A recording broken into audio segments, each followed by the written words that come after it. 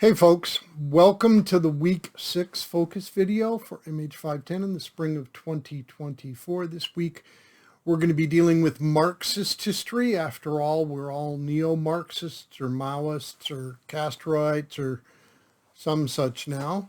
Quick update from the compound. Been an interesting week. We had a lot of storms move through. Luckily we didn't get any of those high-pitched sirens from the tornadoes, although friends of ours in other places got hit pretty hard this week. We did get some much-needed rain. My new maple tree is starting to bud, which is like, yes, so cool. Got some buds coming up on the raspberries, so spring is right around the corner. We're going to try and get a little shooting in this week. This weekend, got a lot of mowing to do and other things, but hopefully my wife and I will have some fun time this weekend as well. But spring is here, although it seems to alternate as always here in Southwest Missouri with winter for a few weeks. So it's kind of chilly today. It's only 45 degrees and very windy. So that's the update from the compound. Let's jump right into this. You're used to this form of discussion question, though of course it changes each week with the school that we're addressing. Marxist history finds its organizing principle in the work of Karl Marx and Friedrich Engels on the rise and state of the capitalist system in Western Europe, specifically in Germany and England in the mid-19th century. Some historians would argue that all history since has been in one way or another Marxist history. Based on your reading thus far in Arnold, Gaddis, Novick, Tosh, Truman, and Williams, what are three of the chief characteristics of Marxist history?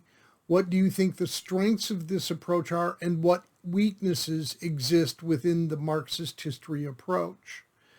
Your second question: identify a Marxist historian. The question may actually say American, but I'm opening that up. You can deal with the Brits as well if you wish to. Identify a Marxist historian, provide a brief one-paragraph biography, and describe why you consider them a Marxist historian. So let's take a look at DQ1. First, think about why Marxism and Marxist history seems to be so compelling to supposedly well-educated, intelligent people. Communism, Marxism is stupid is not an answer. Do not conflate all Marxists with Stalin and Mao, etc. Understand that in Britain it was cool to be a commie, especially at Cambridge. But in America, no one wanted the commie kid on their team. So here they went by other names, often describing themselves as progressive, or later on as New Left. Herbert Aptheker, H. Bruce Franklin, and Arno J. Meyer are among the most prominent of the American the American Marxist historians, though, like I said, most of them avoided that name. Do think, however, about the precognitive assumptions you must make to become a Marxist or a Marxist historian. There is nothing beyond the material, no God, no higher power. We are not spiritual. Thus, the material is all there is, and all history has material, i.e. economic drivers. Second, we are motivated solely by our material interest. If you aren't, you have been manipulated or have a false consciousness. Class is not cultural or intellectual in origin or manifestation. Material economics alone determines social class. This is what leads to class analysis, and that all history is class conflict. And the third major thing you have to assume before you can start out on this is human nature is perfectible. Can a non-Marxist use Marxist methods to analyze specific historical issues? What are the characteristics of Marxist history, and what are the strengths and weaknesses? Okay, for discussion question 2, identify a Marxist historian and provide evidence as to why you consider them a Marxist historian. Using the characteristic strengths and weaknesses from DQ1, analyze the career and works of a Marxist historian. You can use outside sources here for your work, though Novick and Truman look at the Marxist historians in some depth. Some potential historians to look at are, but are by no means limited to, Herbert Aptheker.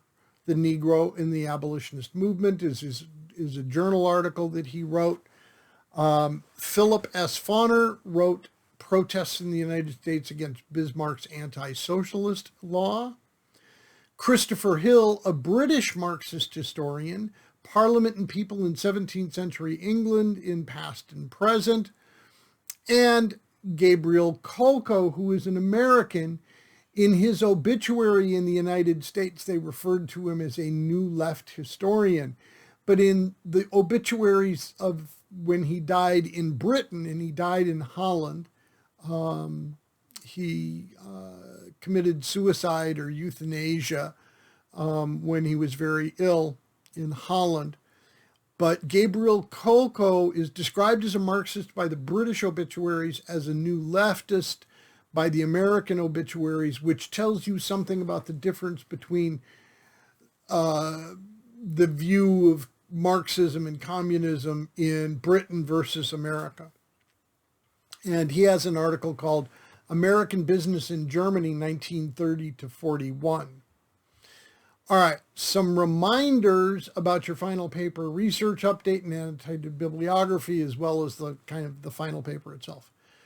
Remember, no more than 5 scholarly secondary monographs. And be sure you check to make sure what you're relying on here are scholarly monographs. Academic history. No less than 10 scholarly journal articles, not book reviews, though they can be useful in your research. The historiographic essay, not an argumentative essay. It's due at the end of week 10. That's your final paper itself. If you're not working on it now, you're behind the curve. Your annotated bibliography and research update is due next week, Sunday, the 21st of April. So that's almost like 10 days from now or so.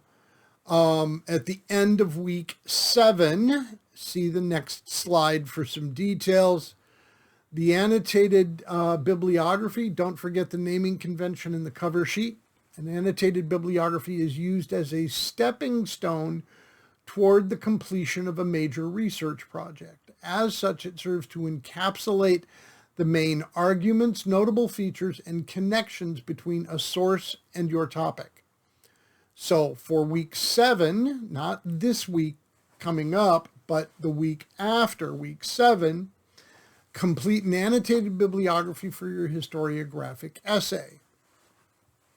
See the link for the conditions on the essay, although I just kind of went over them.